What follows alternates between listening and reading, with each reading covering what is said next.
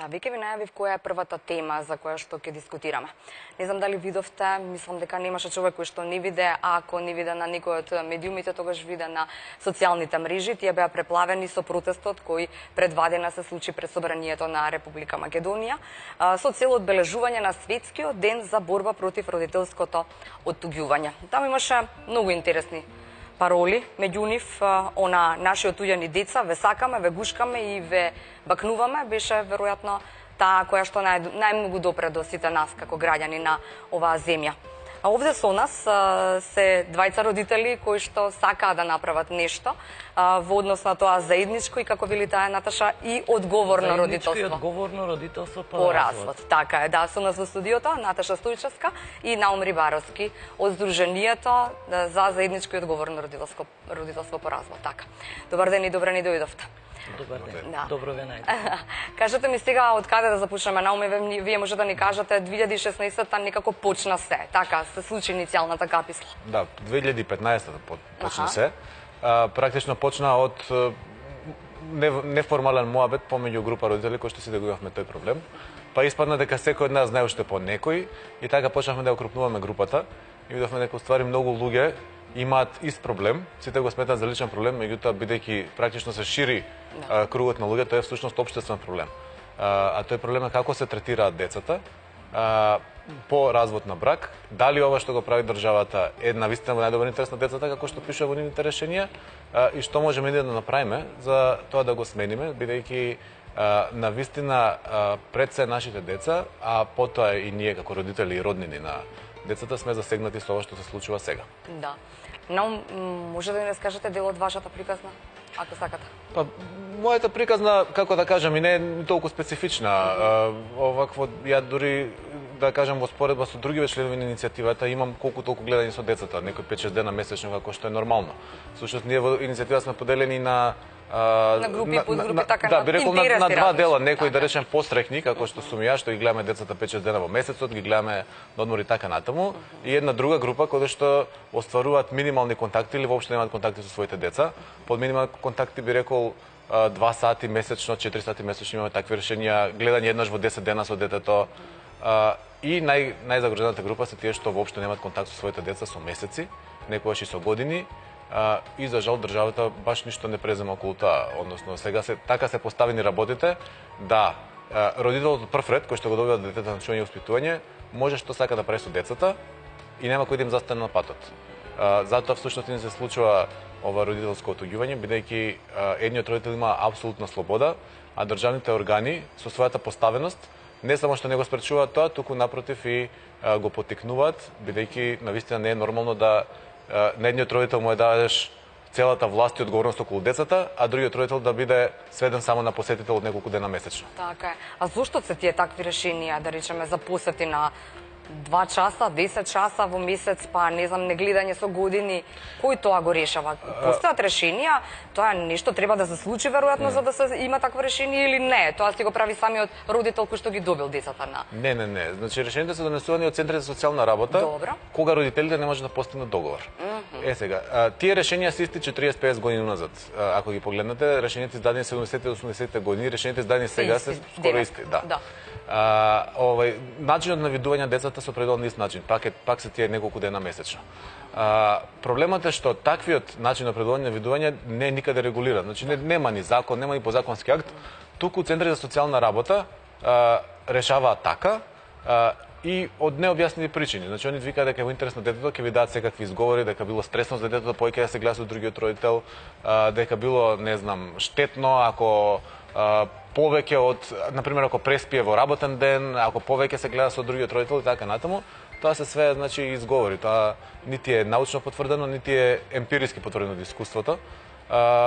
Така да, она што сакам да го долуваме дека луѓето што решиле да се договорат, што може да се договорат и што ги гледаат децата заедно, во тие еднакви интервали како што ние го бараме или приближно еднакви, всушност потврдува дека тоа е добро за децата. Нивните деца немаат проблем, нивните деца не го чувствуваат разводот. Така е, нивните деца како имаше оние фотографии кога ќе ги видам нели на едниот родител од едната, другиот родител од како ги влечат децата, нели е најдобрата или најлошата слика можна што може да ни се случува и понатаму. Па токму така, сегашниот систем како што е, инспирира конфликт, Да. а спречува договор помеѓу родителите. Затоа што едниот родител однапред знае отприлика тој ќе ги добие, дека така. тој ќе ги добие децата и поради тоа нема интерес да договара со другиот родител. И тука практично бидејќи нема интерес, завршува се, настапува социјалното, ги донесува решенијата кои што се однапред познати и предвидливи и тоа е тоа. Да. Наташа, можеме да слушнеме која е вашата приказна или барем дел од неа? Секако. Јас сум тетка на едно прекрасно девојче. Пред да продолжам, сакам да кажам дека оваа иницијатива не се состои само од родители. Така. Ќе ги менувам родители, бидејќи има и татковци, за жал и мајки, кои што се примарни родители во денешно време. Најзагрозени се дечињата, меѓутоа освен родителите и децата кои што се директно загрозени, индиректно сме и ние. Како родни некако. Семејствата на еден од родителите, тетките, чичковците, бабите, дедовците и така натаму. Кога ќе се роди детенцето, сите сме среќни. Таткото и мајката во љубов го создале. Се родило во една среќна заедница, претежно е така, меѓутоа потоа следат проблемите помеѓу таткото и мајката, односно помеѓу брачните парови, и тие се губат во еден лавиринт на љутина, на незадоволство, на разочарување и забораваат дека всушност и покрај тоа што тие стануваат или веќе станале непријатели, имаат огромна одговорност кон некого, а тоа е детето. Во денешно време, повторно ќе повторам, се случува токму тоа дете да е најголемата жртва и најголемото оружје во остварување на војната, кој да биде победникот во војната помеѓу брачните партнери. Родителите, брачните партнери се разведуваат, но родителите не се разведуваат. Тоа мора сите да го сватат. Значи, детето не е предмет, детето е живот суштество. Детето има човечки и детски права, има своји потреби. Детето има потреба од многу љубов, грижа и внимание. Првенствено му го даваат, треба да му ја дават неговите родители, а потоа и семејството од страната на нормално ако има братчиња или сестрички. Сега вие сте тетка, рековте? Да, јас сум тетка на едно девојченце, пресладко, мојата среќичка, не знам како да кажам. И како, колку пати може да ја види сега?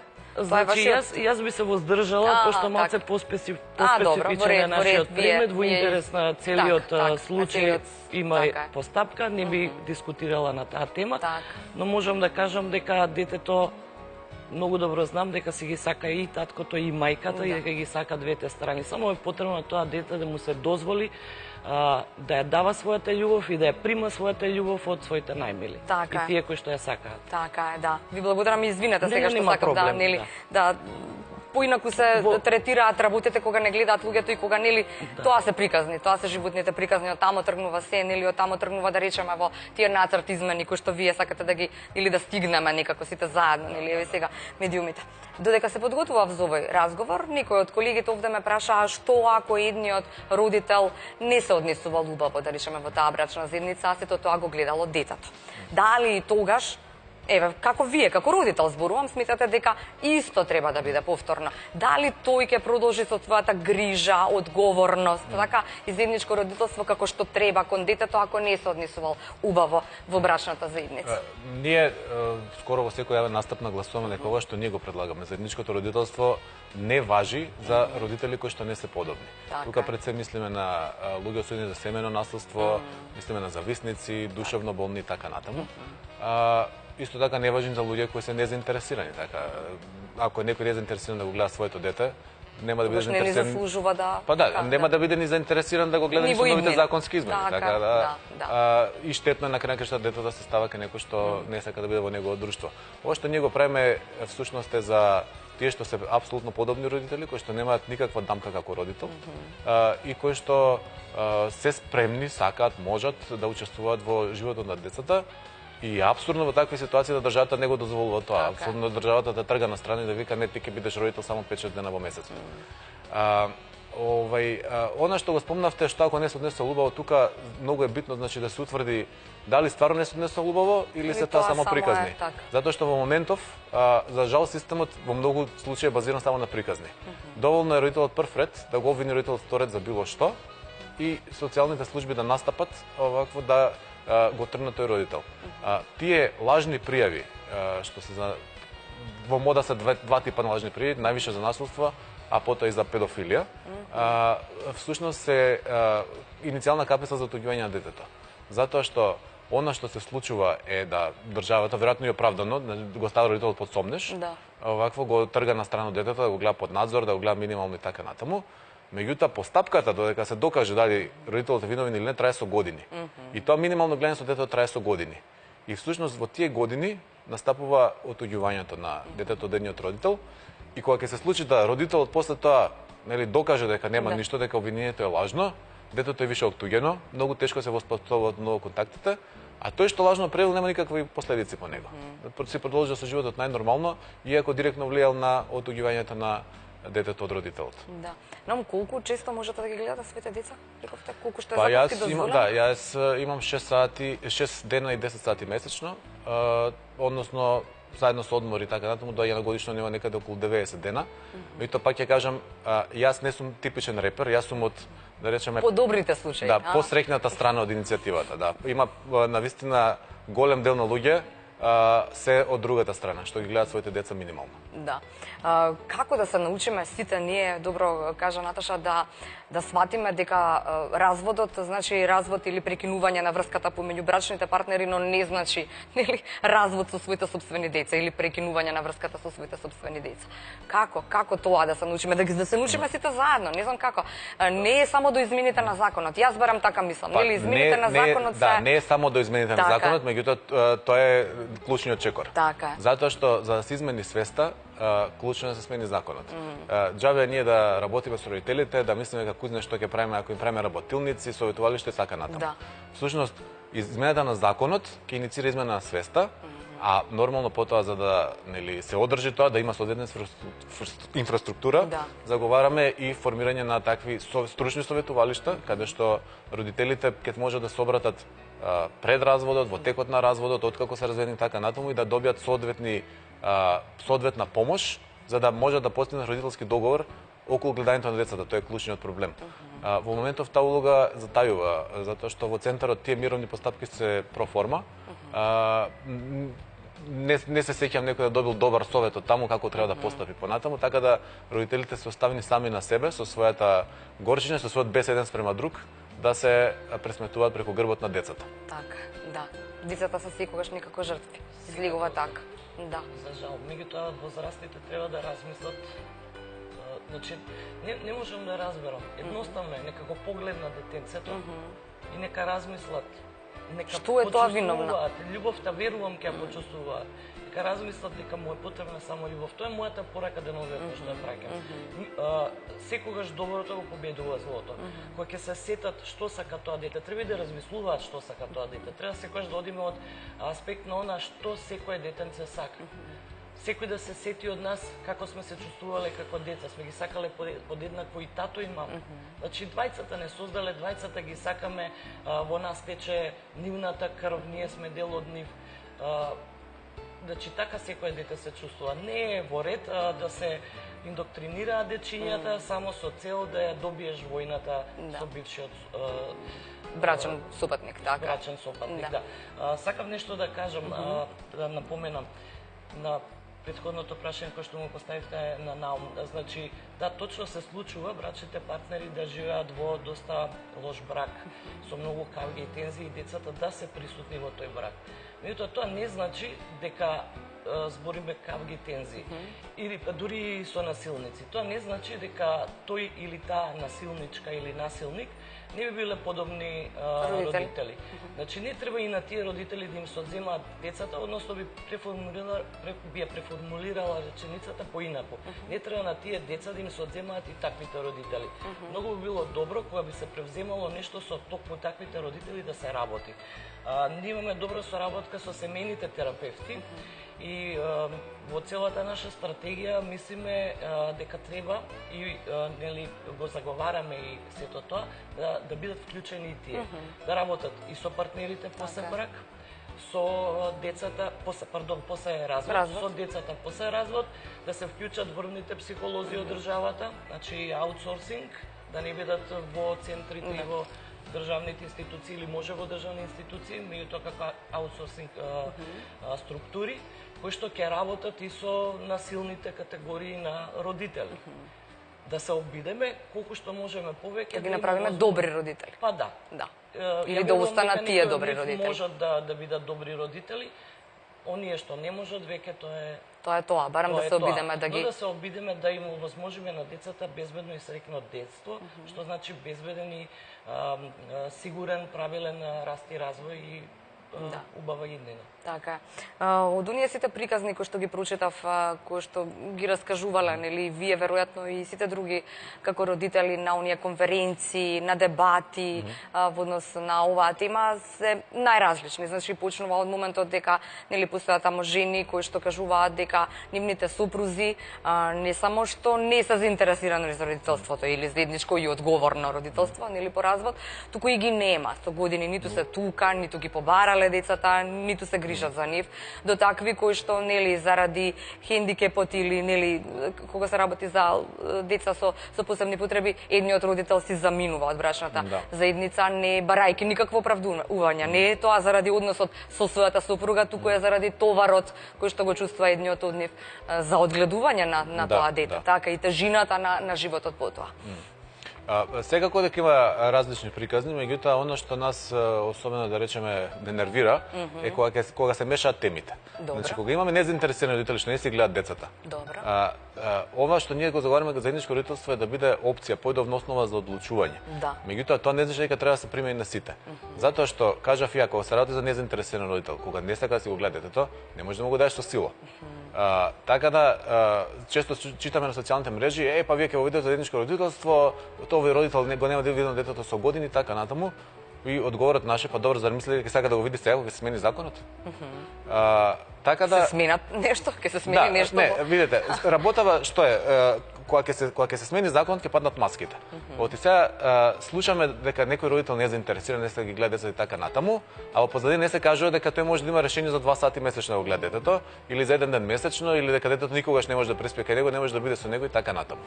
Кога ќе имаме заедничко родителство, стварно ќе видиме кој е заинтересиран, кој не е. Тие што се реално незаинтересирани нема да бидат и понатака.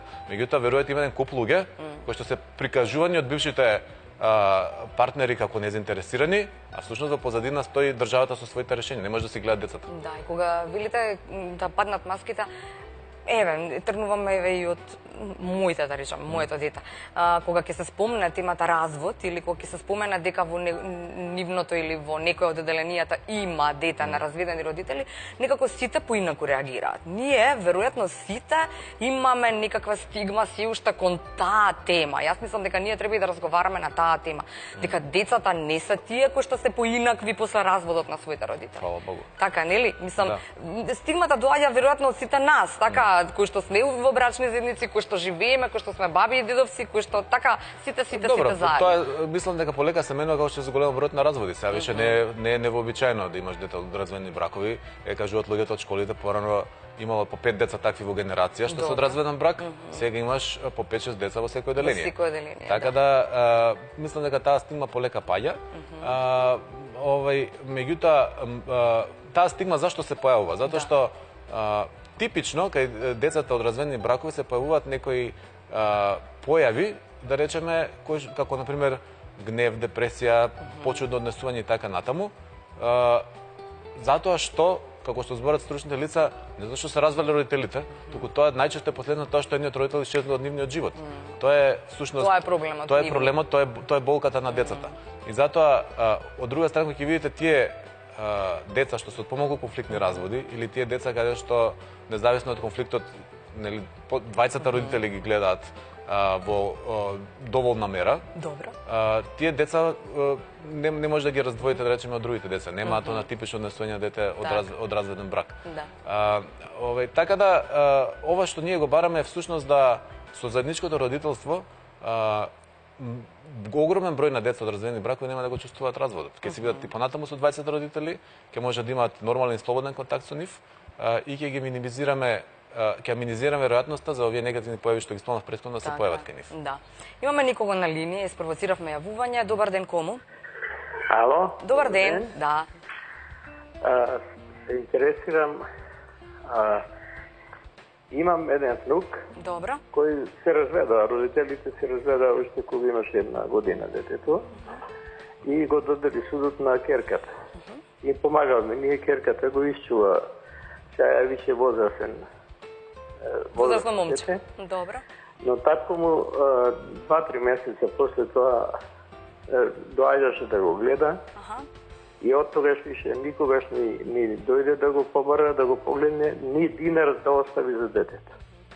Што да направиме сега ние, после тој сега е више возрастен, што да направиме ние, како да даде тој обештетување за тоа, бидејќи како родител требаше подеднакво да ги носат трошковите, а тој бегаше од работа. Само секунда, да работеше, нарочно за да не плати. Аха, добро. Само да ве прашам нешто по решение, како беше детето на мајката, односно на вашата ќерка, така?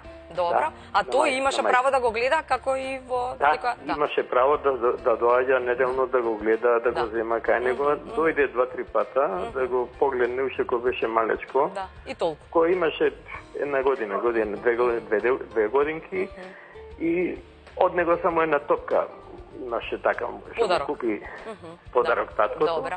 Ајде да се обидеме сега, не знам, да. Ве сваѓам и ве разбрав, но не знам дали нели ова вистинската адреса каде што може да одговорат и дали е тоа, така нели дали е тоа целта на според приказното тоа се ради за незаинтересиран родител, дека спомнавме таа тема дека всушност не може ништо да се направи околу тие родители. Она што може да се направи е, не знам, да се финансиски оптеретат, претпоставам дека може да го на таткото во овој случај да ги плати, значи не обврските кои што не ги платил. И евентуално, нели, ако се појават такви случаи, да се разговара со стручни лица дека може да ги премислат тие родители, да им кажат дека всушност прават многу лошо за своите деца.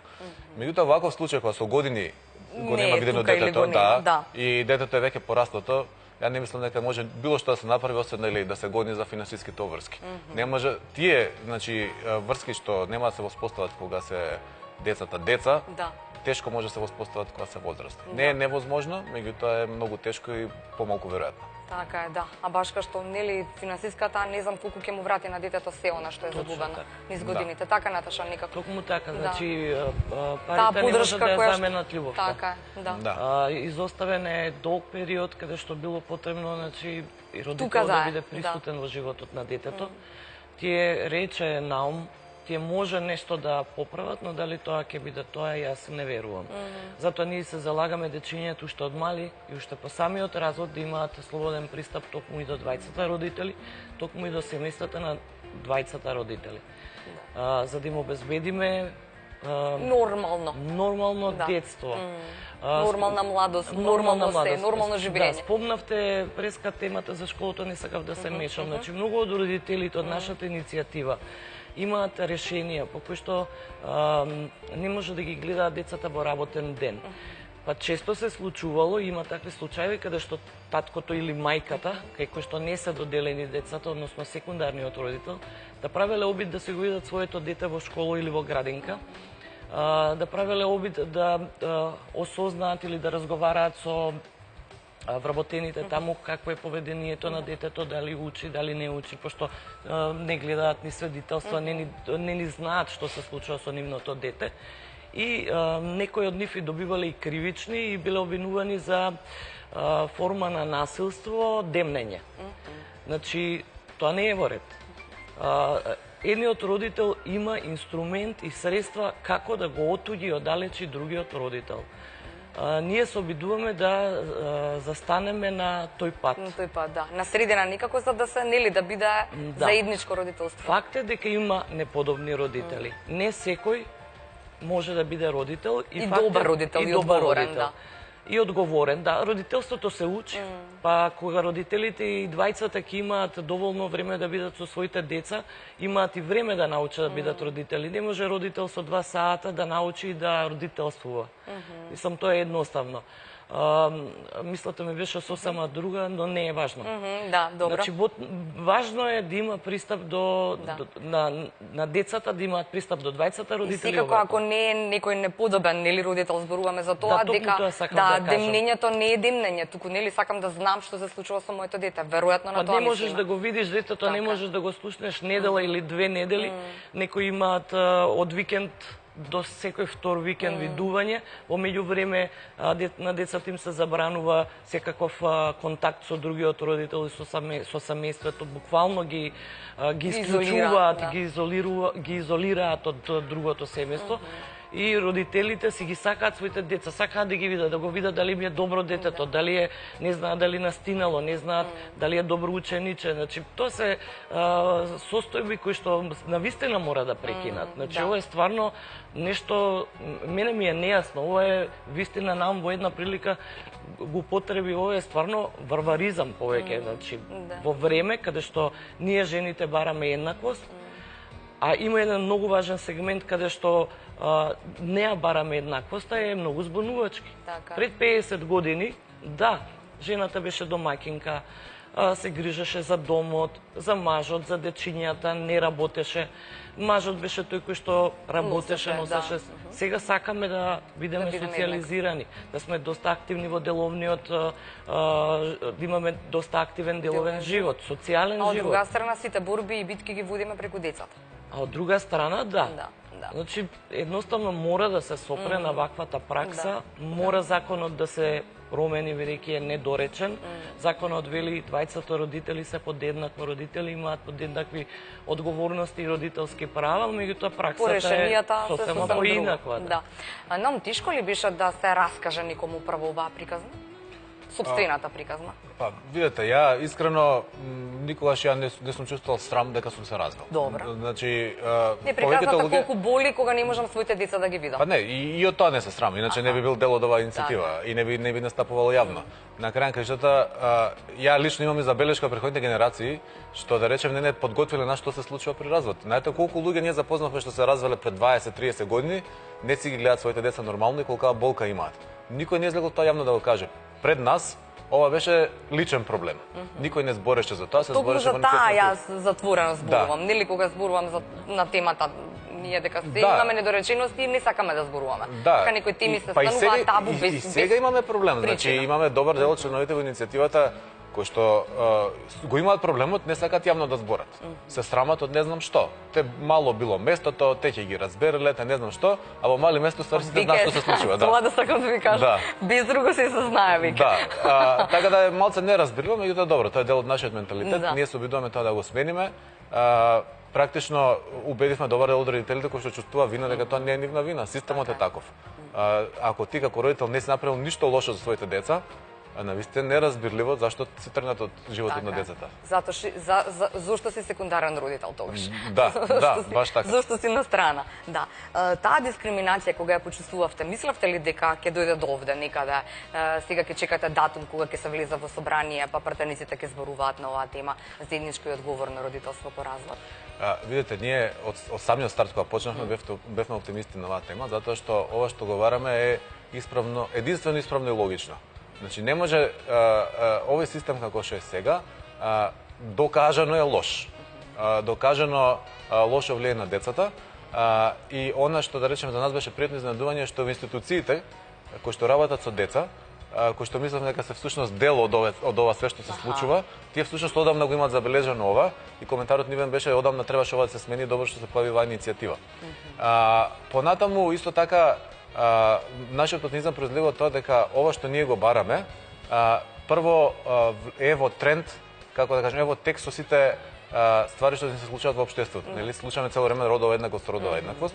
Ова што ние го бараме е навистина родова еднаквост, да. Понатаму има заложби нели да престане семејното насилство, а ова заедничкото родителство статистички е докажано во земјите каде што се применува дека помага во тоа да се спречи семејното насилство. Бројот на случаи на семејно насилство драстично опаѓа, па дури пазете се, тоа не ни треба ни статистика за тоа. Значи се знае кога ти на луѓето ќе им ја одземеш причината да има тензија меѓу нив, кога ќе ја смалиш тензијата, автоматски ќе падне и насилство и све. Така.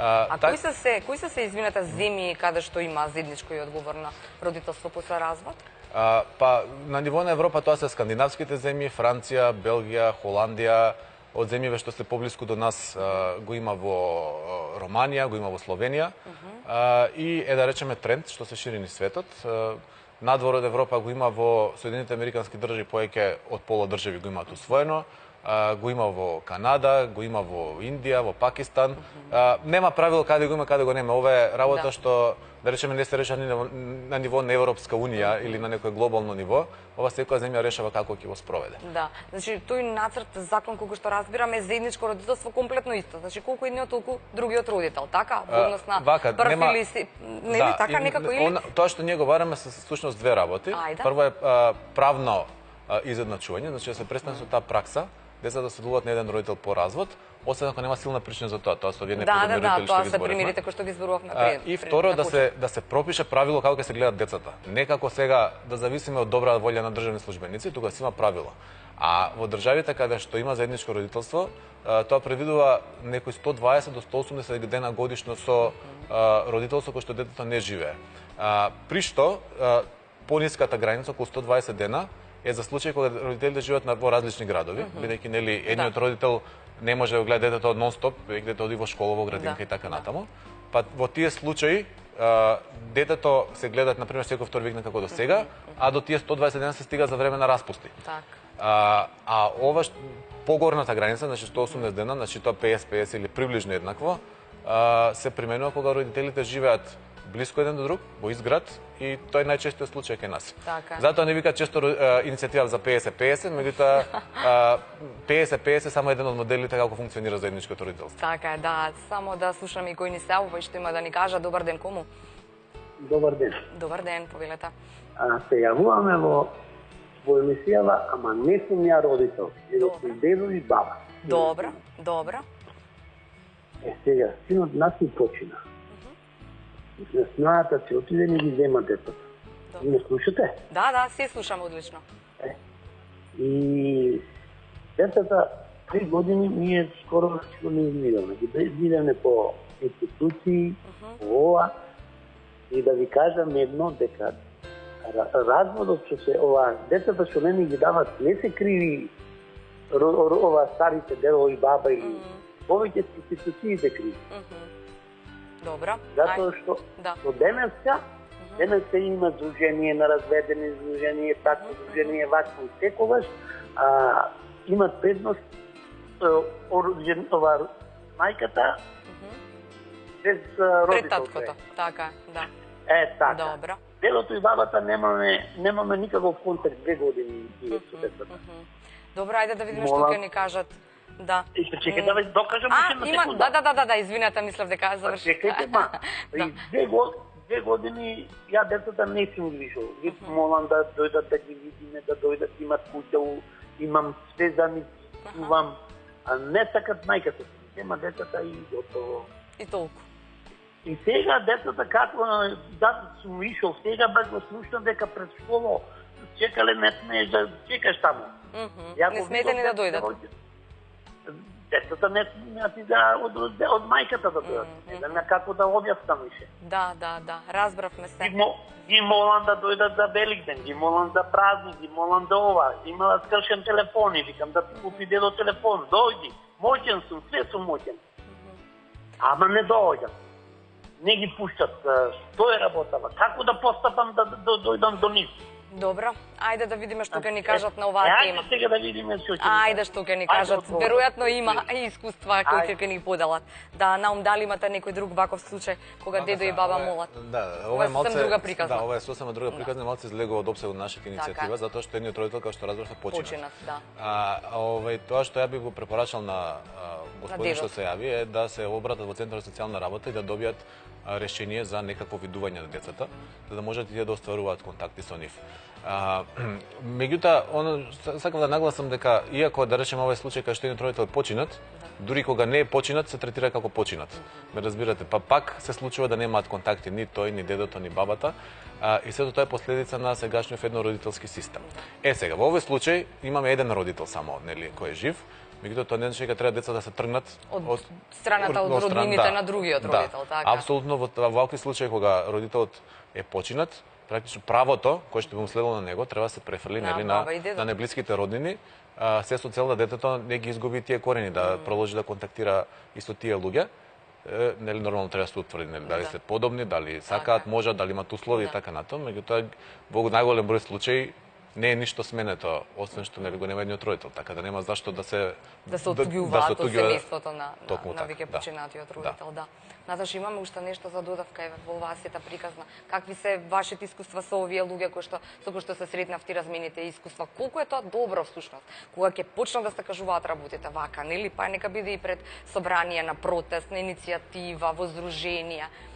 Јас сум 2 години во иницијативата и за мене со овие доста емотивни години. Значи, од страна на родителите сретнавме многу родители со многу страшни, жални приказни.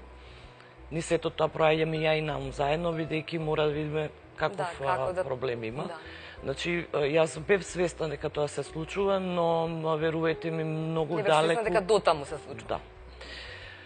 Од друга страна, институциите значи, знаат што се случува, но едноставно и покрај тоа што знаат што се случува, некако како да им одговара сегашната. Како рече Наум, ние знаеме со години дека тоа се случува, ама чекавме, требаше да се промени многу порано. Да. Значи, изгледа во оваа држава потребно е невладин сектор да ги мрда работите. Значи, секогаш треба, нема потреба од некои граѓански здруженија, нема потреба од некои иницијативи. Доволно е секој кој што работи во, да кажем, институции каде што има допирни точки со дечиња, се фокусирам на дечињата, меѓутоа вистина двигателот на оваа иницијатива се токму дечињата. И мотивот за да одиме до таму каде што сме стигнале и до таму каде што ќе стигнеме се токму нашите дечиња, внучиња и сите кои што се засегнати од оваа приказка. Значи, едноставно, да не се повторувам и Наум во кажа, знаат, свесни се, но некако не се движат работите, како да не се спремни да ги менуваат нештата. Доволно е неколку работи да се сменат и комплетно целата пракса. Да. Но колку има во здруженијето луѓе? Па видите, ние не сме формално здружение, така да ние тешко да се преброиме, меѓутоа во глобала имаме над 1000 луѓе кои што низ цела Македонија, од сите градови. Да речеме доколку направиме дополнителен напор би можело да стигнеме до неколку илјади, има навистина уште многу луѓе засегнати кои што не сме стигнали да ги видиме. Така да работата е што оно што сакам да го нагласаме не е битна бројката, ме разбирате. Дури да сме малце, дури сме петорица луѓе, зашто нашите деца немаат право на двата родител? Меѓутоа, од друга страна па поголеми се шанси да сега да успееме, затоа што ставно е ова масовен проблем. Така. Затоа што Тоа сакам да кажам, нели Наташа вели не ни требаат невладини. Јас мислам дека токму тој невладин сектор кога ќе се собереме и ќе кажеме дека многумина се со истиот проблем, нели? И дека многумина мислиме дека е ова глупо или не знам какво лошо решение. Низ годините може да направиме нешто. Годишно има околу 2000 разводи. По статистики, значи некаде околу 1500-600 деца годишно се значи деца од разведени бракови. Еве да речеме третина, како што испаѓа дека негде околу четвртина од разводите се договорни, да ги тргнеме значи тие четвртина од договорните разводи, доаѓаат пак од нека бројка 1100-1200 деца годишно кои што се примат на постапување од центри за социјална работа. Голем дел од тие деца се предмет на вакви несреќни решенија како што ги спомнавме претходно. Голем дел од тие нивни родители секундарни се незадоволни. Така да навистина ова е како епидемија, се зголема бројот на разводи и време е државата нешто да направи, се менуваат времињата, не може да применуваме решенија стари 50 години на сегашната ситуација, особено што се работи за многу динамична тема. Значи, ова семејни односи, одгледување на деца и така натаму, нешто што се менува секој ден, а ние се држиме до правила стари 50 години. Така е, да.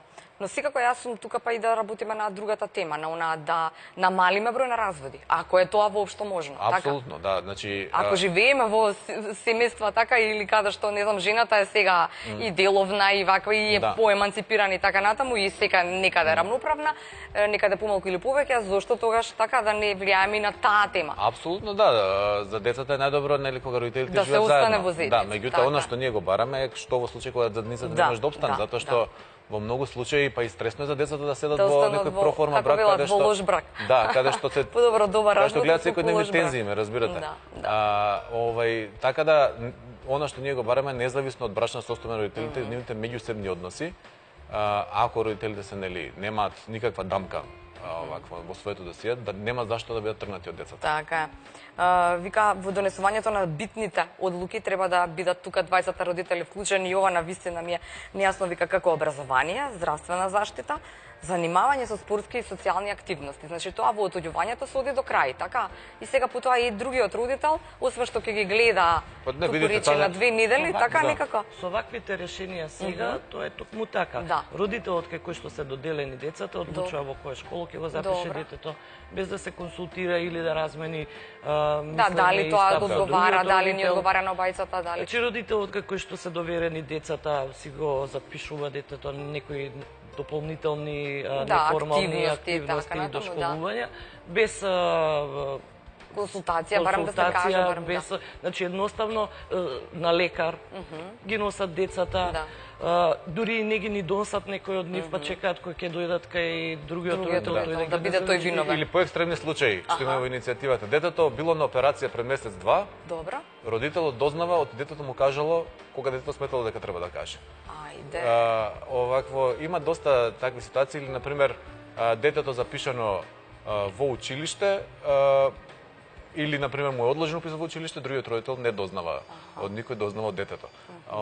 Тоа се тие недостаток на комуникација, која произлегува, да речеме, од тоа што нейниот родител во сегашна ситуација му се може. Значи, може да прави све со детето, него му е доделено чување и воспитување и тој родител апсолутен господар, другиот е само посетител. Така е, добро. Да се обидеме и еве, држиме палци и навиваме за оваа иницијатива. Рековме во собрание ќе биде скоро, така? Па ќе видиме што ќе имаме како последица од Собирот, имаме позитивни сценари од собрание дека наскоро ќе биде ставена темава на дебата во Комисијата за труд и социјална политика. Така да ние едва чекаме тоа да се случи. Има доста луѓе стручни кои што можат доста да зборат на темава, имаат што да кажат и се надеваме дека пратениците ќе имаат што да чујат и ќе донесат заклучок кој што е единствено правилен, на тоа е дека треба да се прават подитни измени. Така е, да, ви благодарам за ова гостување. Мислам дека кажавме и отворивме многу прашања по теми и дилеми, слушнавме и некои искуства. Секако не беа тоа родители. Еве, повторно е работата дека нели родителите се некаде тука, некаде сакам, ама не сакам јавно за ова да говорам. Така, ако може некој друг во моје име. Како и да е, Наум, сте ја земале таа обврска и терајте ја до крај, така. Наташа е тука да нели ви помогне на тој пат и да ги... Да, можам да кажам дека заедно ги работиме сите овие работи. Не сме само ја Наташа, има тука уште доста луѓе кои што се покрај нас, затоа што ние сами двајцата не можеме ништо да направиме, меѓутоа кога сме вака поголема група, кога ќе поделиме врските, се е многу полесно. Така е, да. Ви благодарам уште еднаш и секако како телевизија сме си тука. Држиме палци и чекаме да ни кажете во исто во студио како се направени измени или тие ќе следат, не да речеме 2019-та, зашто не, така? Ви благодариме на ослепениот простор и се надеваме ние да биде што е може побрзо. Така е, да.